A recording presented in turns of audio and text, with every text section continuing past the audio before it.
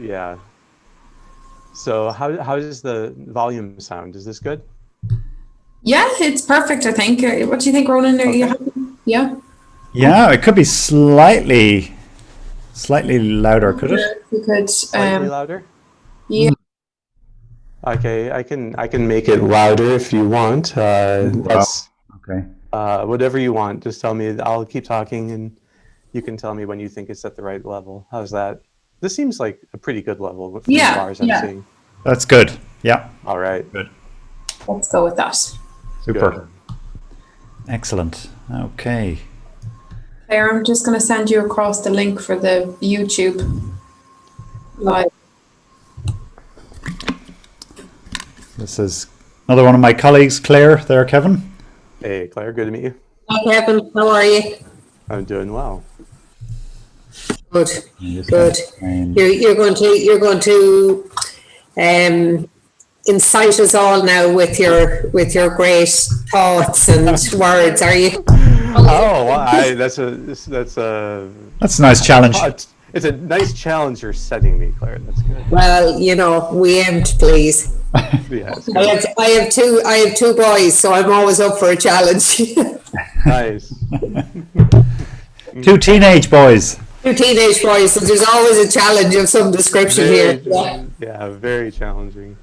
Very challenging. Okay. Sorry, I'm going to ask you to turn off your camera. That's okay. Turn it off now. Yeah, lovely All stuff. right. Okay, I'll start the webinar then just at 5 o'clock, so just 1 minute. Okay, and you'll go mute. I'll go mute, of course. Just maybe, Ronan, just remind them just to they ask a question throughout. On the Q&A, okay. Okay. I'm just going to mute myself now, so. Great. All right. Okay, enjoy. Best of luck. I'll just do a little intro and Perfect. say what a wonderful guy you are. And I have a little. Okay, 3, 2, 1.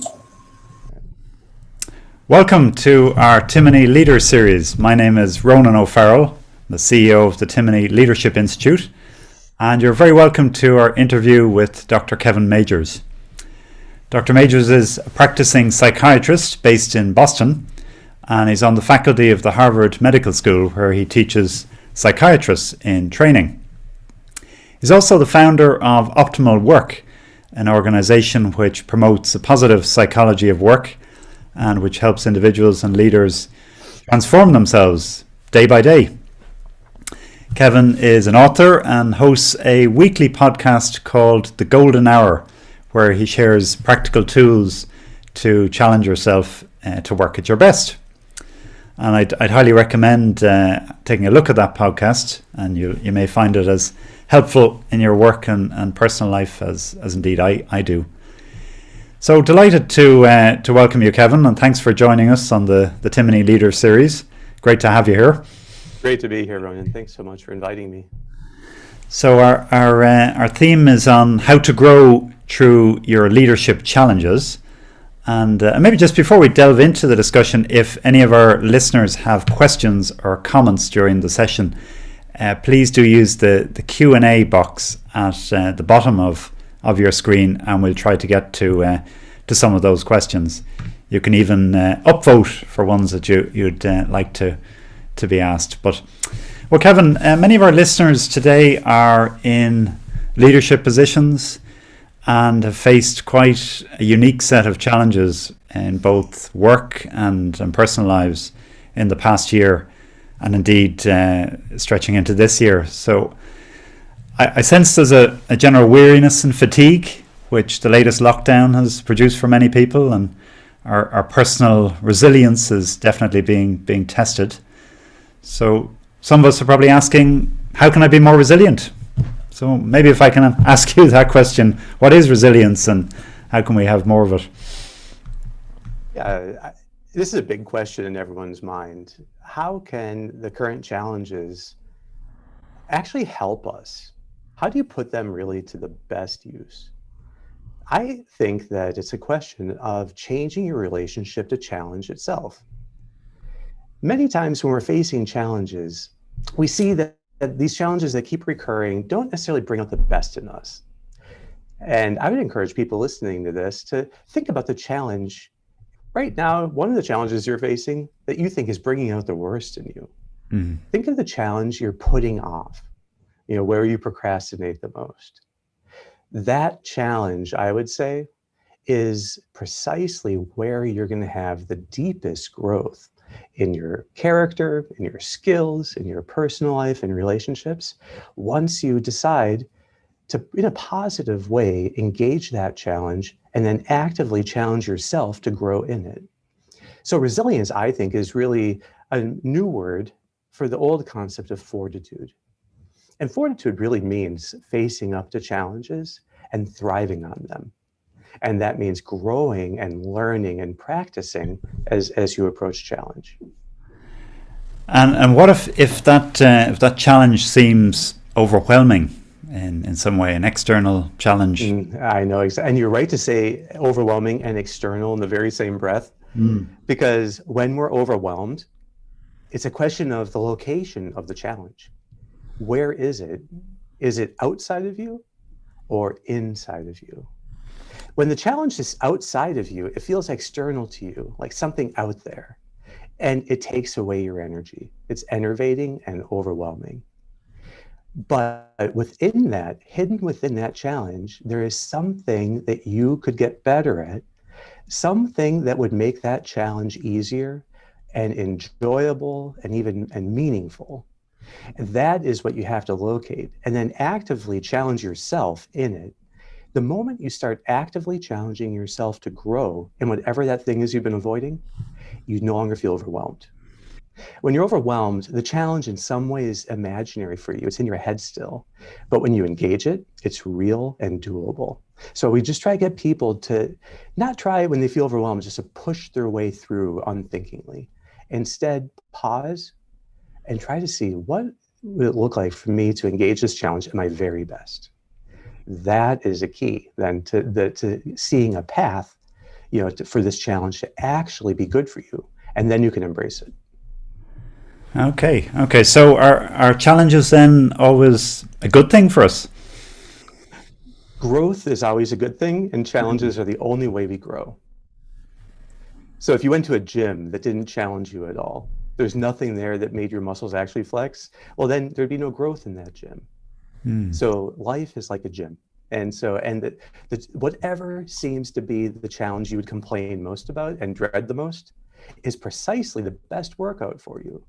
The reason it's hard is that's where your growth lies. So you have to see not the aspect of it just as hard, but no, to see there's a way that you can learn to engage this challenge. And then as you start to grow, you get an incredible surge of energy. Okay, so you'd see these challenges then, let's say a leadership challenge as more as an opportunity to grow and through this to develop that resilience all the time. Exactly. And as soon as you say opportunity, what we're talking about in one sense is what's called reframing. Reframing it's like a psychological jujitsu move. It's an art where you take something that seems like a threat and you flip your way of viewing it to now it feels like an opportunity. And you do that by thinking, is there any kind of skill or quality that I could grow in that would make me thrive in the midst of that challenge? And there always is. Is there any role model you have that could handle this challenge very well? This is your chance to be like them. So reframing is changing your view of the challenge so that instead of just being a threat you want to avoid, it's an opportunity to be embraced. That causes a profound shift in the entire functioning of the brain. When you reframe, you activate the highest part of your cortex. It's the ventromedial prefrontal cortex.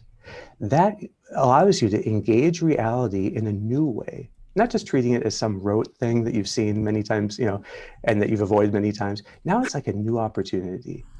And it allows you to bring your fullest IQ, your whole intelligence into engaging that challenge.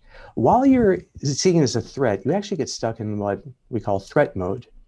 And threat mode is all about minimizing challenge and minimizing effort and work.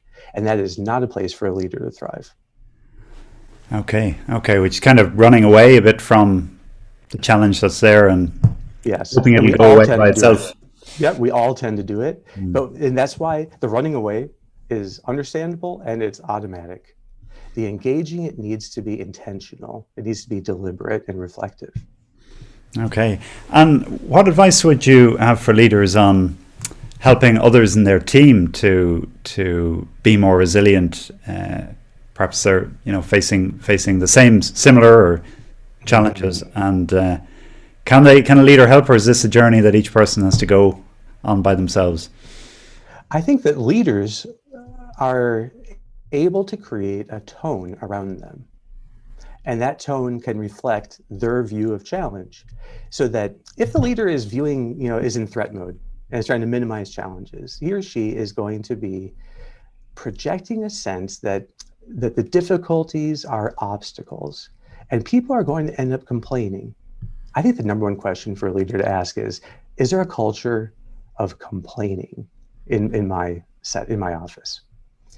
The culture of complaining means that people are going to be in threat mode. They're going to be avoiding challenge. They're going to be procrastinating on things. They're going to be just getting by and just getting things done. That's completely different than people who are excited about growing, who have leaders who are helping them think about ways they can grow, who are helping them to reframe challenges. When you help others to make that flip, whatever the thing was that they were complaining about and dreading, to now see a way forward where it can actually bring out the best in them, that's the essence of giving encouragement. To be encouraging is to help others reframe. And the tone of an office, the tone of any kind of corporation, can be either encouraging or discouraging. And it has to do with the leader's view, in a large part, of challenge. Okay, very good. And in that sort of, could you give a particular example, maybe, of reframing a challenge? What's involved in that, in reframing a challenge? Well, you can think of it.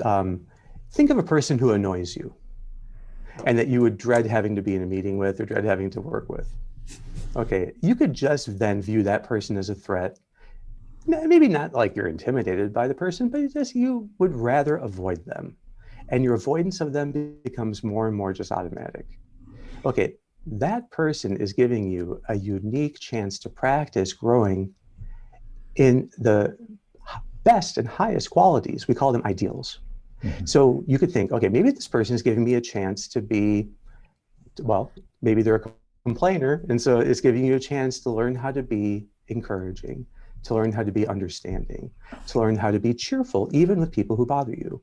And you could ask yourself, if you got really good at that, and say people who bother you can actually they bring out of you this embracing of the challenge in a cheerful way, who else in your life would benefit? Well, your family would benefit, right? Those closest to you would benefit.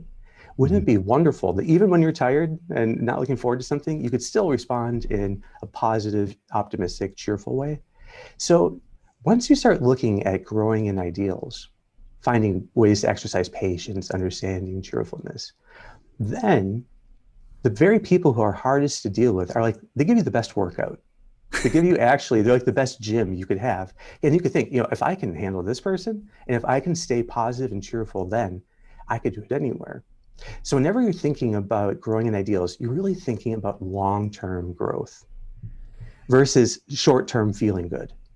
Okay. Yeah, if you let the person have it and you're rude to them, you might momentarily feel a little bit of relief, but that's short-term. And leaders always need to be thinking of the long-term.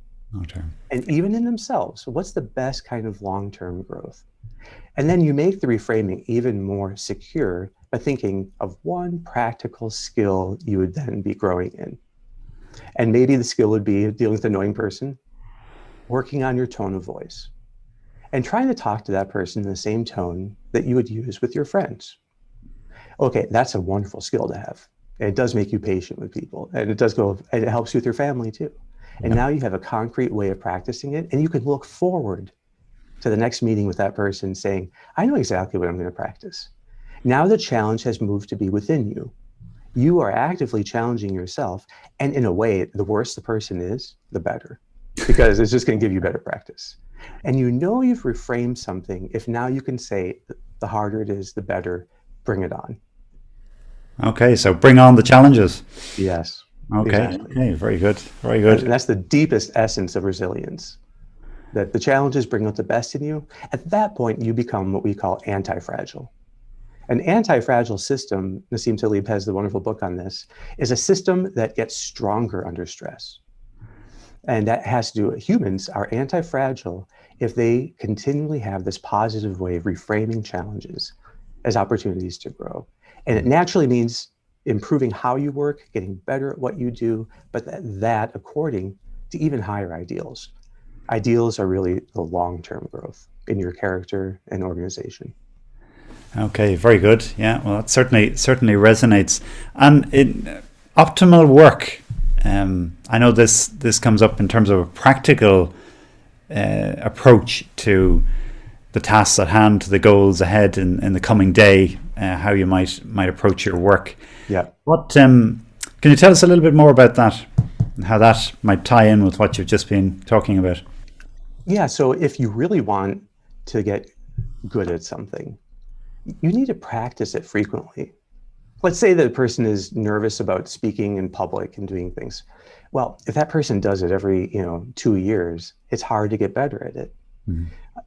But if they did it daily, they'd become a pro at it pretty fast, really. So these skills of reframing challenges, setting a positive challenge for yourself that will stretch you, need to be practiced frequently. The best way of doing that is learning how to do it in your work, so that you turn an hour of work into a gym that is going to exercise you in the ways that you find best and most meaningful. So what optimal work is all about is essentially not just sitting down and working the way you always do, because that's the rote part, the automatic part, and it will not bring out the best in you. You might get things done, but you won't grow, and things eventually get stale. Instead, it's about pausing, thinking about the next hour you're going to do, and turning into what we call a golden hour. That just means that you paused beforehand and deliberately shaped it. Now, we have 3 steps that if you follow these steps, not only does the task become new to you and open to growth in all these ways, you also go into flow. Flow is the state of mind in which you have your highest intelligence, your least distractibility and impulsivity, your best capacity to synthesize and engage the task at hand. Flow is the height of working at your best. And even neurologically, there are reasons for these 3 steps in this order: reframing the next hour of work into an opportunity to grow, mindfully bringing your attention out of your imagination, out of your head, completely into the present moment and holding it there, and then actively stretching yourself in a challenge. Reframing, mindfulness, challenge. Those are the 3 steps that if you learn to get practice at them, you can get practiced at entering flow at will. And flow there, I mean, is that kind of like getting in the zone when you talk about that for sports people, and they get in this zone? Is that what you've just described there? Something in a minute or 2 minutes that you put yourself in that sort of? Yeah. So usually it kind of depends on how distractible you are. Yeah. So that if and how much you're dreading the task or reluctant to get engaged in it, how tempted you're going to be to multitask and to get. I was just about to ask that, actually. Multitasking doesn't sound like it fits in there very easily. Yeah. So optimal work, in my approach, is all about how do you bring your highest intelligence into a task at hand. But you only have so much for that task. And if you do 2 tasks, you take your IQ and divide it by 2. If you're doing 3 tasks, you divide it by 3. You cannot give your full intelligence to multiple things at the same time. No one can. You can get good at switching quickly, between things. I think of doctors in the emergency room. Mm-hmm. Yeah, you have to deal with things, but while you're taking care of one patient, everything is on that patient, even if you have to rapidly switch to another. So switching and giving your whole attention from one thing after another, I call that sequential unitasking. So, but it's a precondition to working at your best that you're working only on one thing. You're working on one thing, you've broken it down into some steps that you're going to follow. And then as you put your whole attention into the first step, which is what mindfulness trains you to do, the next step kind of magnetically pulls your attention to it as you finish that step. Go to the next one seamlessly. And then the next step pulls you, and the next step pulls you. And you can learn to train yourself to get pulled through your tasks. And that's how you go into flow. Okay. And how important then are breaks in all of that? I mean, many people have the sense that they're just on all day, from online, straight into home life. You're working from home, homeschooling, caring for the family. It's all. Yeah, work can become a kind of amorphous mess. Just one large lump that goes through the whole day. And I call that, doing a marathon. This way of working, what I'm talking about is more like taking sprints. You have a sprint and then you have a break, and you have a sprint and you have a break. That is the way we're designed to work. Even our visual systems don't really allow us to have laser focus like you do when you're reading things all day long without a cost. But you have a tight focus on the work that you're doing, and then after, say, between 45 minutes to 90 minutes, something like that, you have a complete stop, and then do something, you go for a walk, do something light, don't work, don't do anything for 10 minutes or so. And then you come back, you set the stage briefly again, and you're off. With that, you actually can have sustainable energy all day long. Okay, so you'd every hour take some time. Yeah, so you need breaks between things. It's great in companies that there's a kind of, sometimes companies do this, they have a rule that meetings end 5 minutes before the hour, always. So at least there's a 5-minute break if people have back-to-back meetings. You get much more out of the meetings. There is something about, there's a certain skill here hidden in it, which is actually stopping on time. Honoring a stop time for a period of work is super important, because it means as you're going through the task and you have the steps you want to get through, you get an increase in adrenaline as that stop time approaches, because there's a hard stop. It's like if you have a meeting and there's no stop time set for the meeting, well then, even if you have an agenda, it's going to feel like you're floating. But if there's a hard stop time, everyone's mind will help them to pull through and get through all the points of the agenda in the right pace. Well, that's very useful, and it brings up the related topic of stretch goals. So if you're setting yourself stretch goals, how does that help in the intensity there of what you're talking about in terms of reading and optimal work? It's not just about settling into your own little flow of how I'm comfortable doing it at my pace, but it means in some way you have to really impact your way of working. So for instance, even say in reading, if you have some article or report or chapter you have to read, you could just do that the way you always do it, or you could think more intelligently about your way of going about reading this and think of what are your goals for getting out of it. And you'll find that there are better and better ways of reading, of learning how to divide the text into little compartments before you start, then see the flow of the argument before you start, and then dive into the details one after another. If you do that, you'll be able to remember the whole thing much better. So I want people to set stretch goals in the quality of how they do work. And what happens is you just stay engaged much more with the task, because a precondition for flow actually is some internal challenge. For you to go into flow doing anything, it really is actually a function of the stretch goal you set for yourself in it.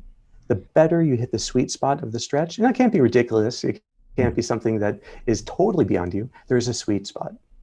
Learning how to, but just imagine if in every hour of work you stretched yourself to improve in one little way, like a 5% stretch, that adds up enormously, because you multiply hours of work day after day, week after week.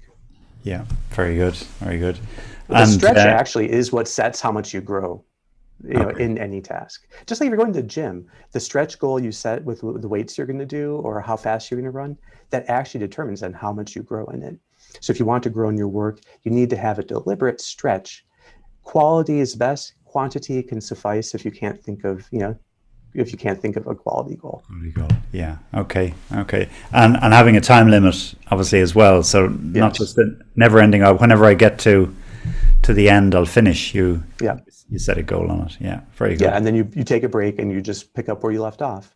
The better people are also taking the task they're going to work on and breaking it into some clear steps.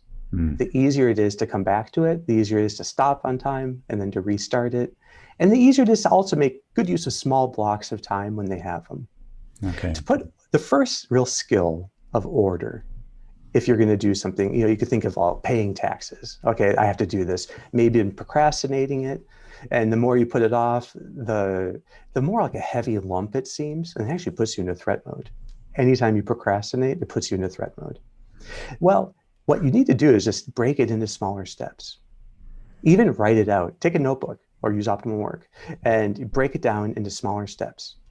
That alone will allow you to work away at it. Say you have 10 extra minutes here, you have 15 extra minutes here, and if you have it already broken down, okay, I'm just going to do this part.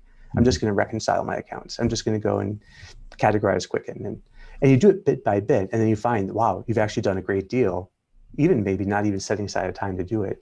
Because you put order into the task ahead of time by breaking it down into small parts that could be ordered. Mm-hmm. Very good, very practical.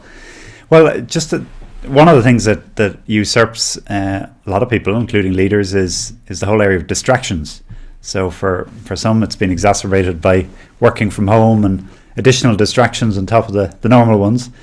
But often you hear as well, we have sense maybe that technology is the problem, or social media or emails or even colleagues are distracting us from not making progress on our priorities, our important goals. Are we right to blame external things for our distractions, or really is it more something coming from inside, from our own attitude or mindset? Yeah, Ronan, I love that question. So the distractions are always you. It's always internal. Okay. Interruptions don't have to break flow at all. So you could be in flow and a colleague comes. The trick is you just have to give your whole attention to the person interrupting you, and then you put your whole attention back. You haven't broken flow at all. So that's different than a distraction. A distraction is a misstep. Okay, so this gets into a little bit of neuroscience. I'll just skim over the surface. But we actually have two types of attention.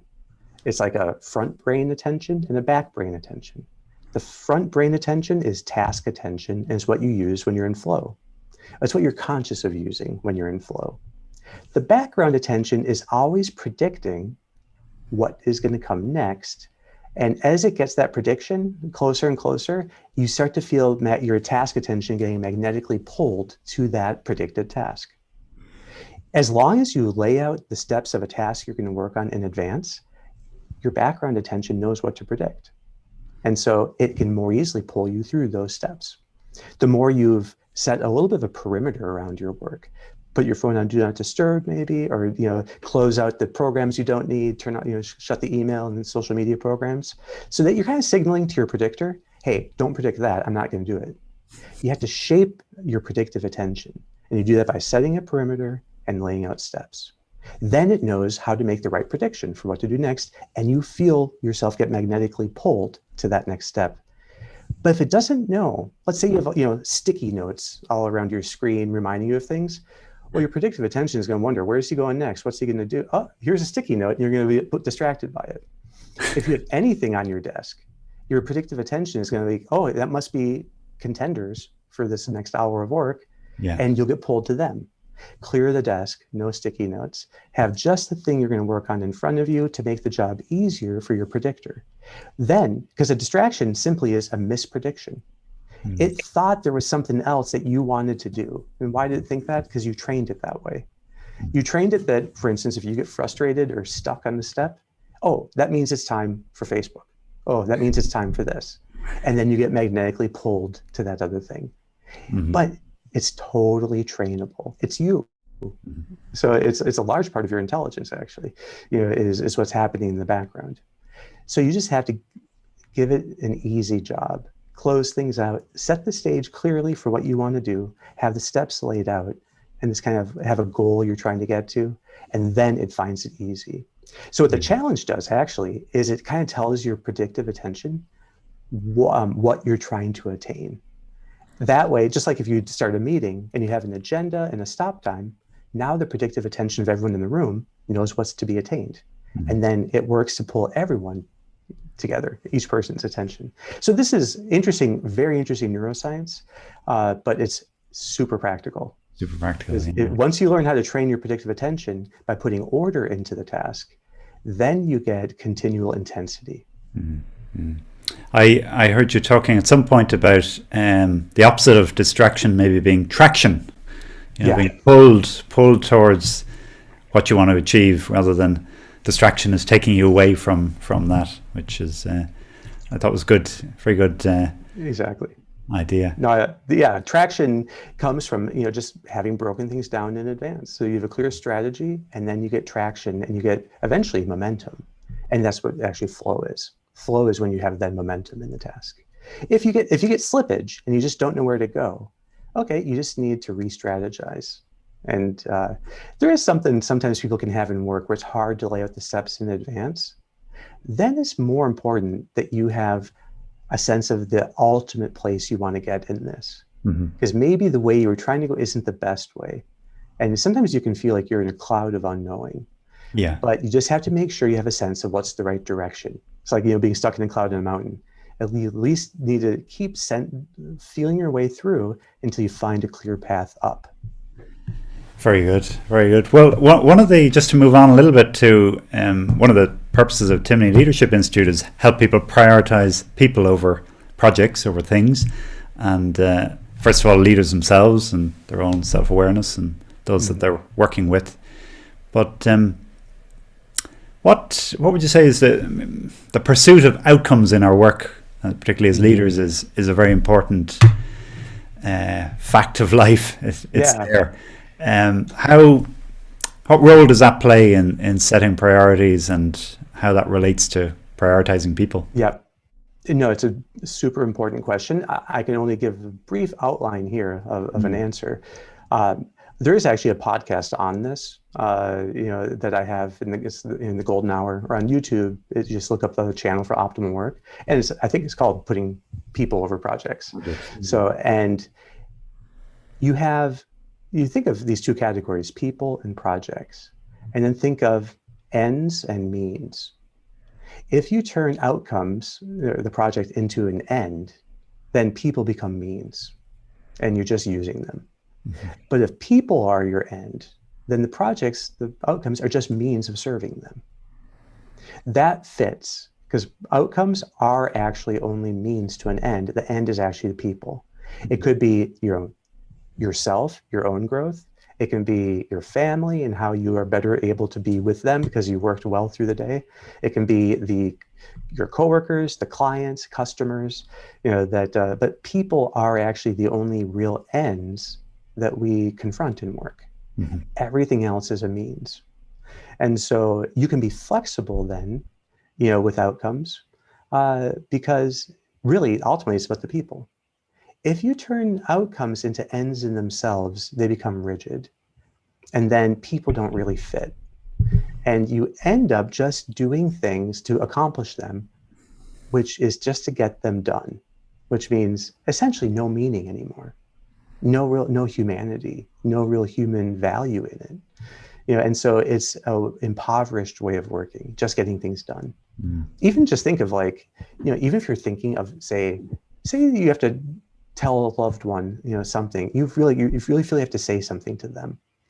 If you just get that done, you're just going to say the words. If you're really aiming, though, to show your love for them and concern for them, you're going to take much more care of how you say it and your whole manner of saying it. You're going to more effectively communicate with them. Even in just communicating, getting it done, just by getting the words out, is not the main problem. It's about the warmth and the ideals that you're conveying by doing it. That's what matters. Very good. And I suppose achieving outcomes, they're throughout our whole life, they're endless. They keep arising, things to be done, things. So I suppose it's how we do that is also where we'll find fulfillment. Yes, and ideals are endless, but in an encouraging way. You can never say, "Oh, now I'm like patient enough. Now I'm loving enough. I've attained that."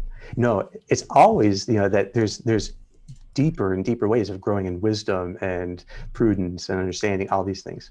Very good. But it's encouraging and motivating to see yourself making progress towards those high ideals. Outcomes are also endless, because as soon as you attain one, it loses all value, and now you have to set another one, and then you get there and it loses value, and you attain another one, and it's a negative kind of infinity. Even if they're very satisfying outcomes. It's brief. Satisfaction is always short term. Short term, yeah. Meaning is long term. Very good. Well, I see there's a couple of questions in, but one that Ivan asks about, essentially, do you believe there's a limit to our growth as you're achieving? Not according to ideals. In certain skills, maybe, even there, is there a limit to any particular skill? Yeah, maybe, but for ideals, no, you can always grow in ideals. And that's partly what makes ideals the source of unlimited energy. So we get energy, we get dopamine from making progress towards goals that matter. Mm-hmm. If those goals are growing in ideals, as long as you're growing in the ideal, you get dopamine, which means you feel renewed and you feel refreshed, mm-hmm. and you feel a drive. So ideals actually supply endless drive. So outcomes, you get drive until you obtain them, and then the drive is gone. And you have to set a new outcome. And then but it also tends to be short-term things. I mean, in the end, all things like, even like, to get the promotion, to make more money, all of that is just like short-term things. Once you get them, they lose their value. They lose their value. Ideals are always long-term. And they help us keep growing, keep serving, keep coming back. Exactly. Ideals actually are like you're learning to shape the process rather than the outcome. Yeah, and by working on the process, you actually get the best outcomes too. It's like if you're trying to hit a bullseye, with the bow and arrow. It's much more important that you shape your process, the form, how you're doing it, than just seeing did I happen to get a bullseye that time? Yeah. If you just focus on, or like a tennis swing or golf swing, if you just focus on the form and getting better and better at aspects of it, you end up getting better and better outcomes eventually. Very good, very good. So what's the best legacy a leader can aim for then? I think an organization that has a culture of growth, that fosters the people with an entrepreneurial spirit, not to outcomes and making money, but to actually growth in the people and in the culture of the company. So continuous learning is a key part of that. Exactly. Very good, very good. Well, another question here from Santiago, who asks about how can we help people better in our teams to respect the work-life balance during lockdown, which a lot of people are putting in more hours, but maybe less quality. Any thoughts on that? I think that having an end time for the day will get everyone working better. And I think that's become more and more common. I'm in Cambridge, and so we have like a lot of startups here. It's like an East Coast Silicon Valley, but they do something very well, which is there is a start time to the day and an end time to the day. And that's a very common thing in these younger companies. And you get better work done, because if there's no end time to the day, then afternoons will lose their intensity. If you know that you're going to work on this until 5 or 5:30, whatever it might be, and then you're done after that, you actually have a much better sense of challenge in the afternoon, and the work is much higher quality. So you don't get more work out of people by having longer hours, not at all. You can only have so many good golden hours in a day. Okay. Well, that's a very good note maybe to wrap up, because we are getting to the end of the day here. I know you're only halfway through there in Boston. Exactly, yes. Thank you very much for sharing those insights with us today. I know there's a lot more behind the scenes there that merits reflecting on and thinking about. But where can people find out more about your work and the tools that you were suggesting there? So there is optimalwork.com, which has some of the tools that I've been talking about, how to set up a golden hour. Inside of Optimal Work, though, there's something that we've created called the Masterclass. And the Masterclass is a 4-week training program building step by step. We took the whole process of total growth and broke it down into smaller steps and arranged them in the easiest way to go through. And so it takes about 15, 20 minutes in the morning to do. People can, once they get the Masterclass, they can do it at their leisure. You could do it once a week, or you could do it, 5 days a week, and it's there. But that leads them through the process of growing. And now we've had a lot of people go through the Masterclass, and we measure their growth. We have a measure called the inventory. Just to say, it's phenomenal. The quality of the growth people get, because the Masterclass gives them all the concepts, bit by bit, cause and effect, to see how to really work at their best and live at their best. Fantastic, great. Well, we'll put links up to that in due course. So thank you very much for that, and look forward to exploring it further. Before we close up, I'd like to remind you that next Wednesday we have our masterclass, our own masterclass with Valeria Fratocci, who will be discussing a case study featuring some real challenges around our new way of working remotely and online. There's still a handful of places available if you'd like to attend, and you can find out more details on our website. And then in March, we will be joined by Professor Rory MacDonald from the Harvard Business School. He'll be exploring what can be learnt from the Parrot drone case study, which you wrote last year, which asks questions about how to compete and how to win and when market conditions change in a significant way, as indeed they have for many of us. And lastly, then we've opened up our applications process for the 2021 edition of the Advanced Leadership Programme, starting next September. So if you or a colleague are interested in taking ownership for your continuous learning in the year ahead, I'd encourage you to get in touch and explore that further, so that you're ready to take up the opportunity when conditions allow. Today's session will also be available as a podcast on all the main podcast channels and the Timoney Leadership Institute podcast. Please do subscribe to it and share it if you like. Thank you again to all of you, our listeners, and especially to Dr. Kevin Majors for his generosity in sharing insights with us. And thank you also to Claire and Alison on our podcast team. That sounds good, doesn't it? Anyway, we look forward to having you back again soon, and take care and stay positive, or maybe is it negative? Anyway, have a good evening.